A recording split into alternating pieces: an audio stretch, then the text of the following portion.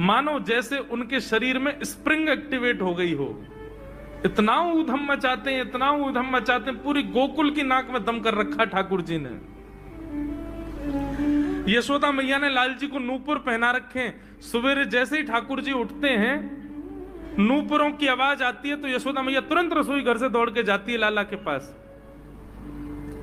लेकिन ठाकुर जी इतने चतुर हैं, यमुना तट पर जाते हैं और नूपुरों में बालू भर लाते हैं कि कल नूपुर आवाज नहीं करेंगे, सुबह उठ के हम घर से भाग जाएंगे कहीं और, मैया को पता ही ना चलेगी। ऐसा उधम मचा में। अब ठाकुर जी वो लीला कर रहे हैं जिस लीला पर देवताओं को भी विश्वास नहीं हो रहा है। ऐसी लीला ठाकुर जी कर रहे हैं कि किसी को भरोसा ही नहीं हो रहा कि जगत नियंता जगदाधार ये कर सकता है। बोले ठाकुर जी क्या करते हैं? बोले ये मत पूछो क्या करते हैं, यूं कह रहे हैं क्या नहीं करते।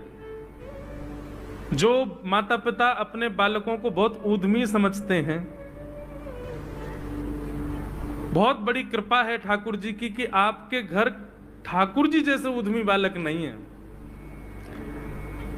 ऊधमों के सिरमौर हैं ठाकुर जी। कैसा ऊधम मचाते हैं? नहा धो करके ठाकुर जी सवेरे तैयार होते हैं, सबसे पहले गैयाओं के पास जाते हैं। मैया कहवे लाला नहा धो के सबसे पहले गैयान को प्रणाम करवे जा, गैयान को स्पर्श कर फिर कछु करियो।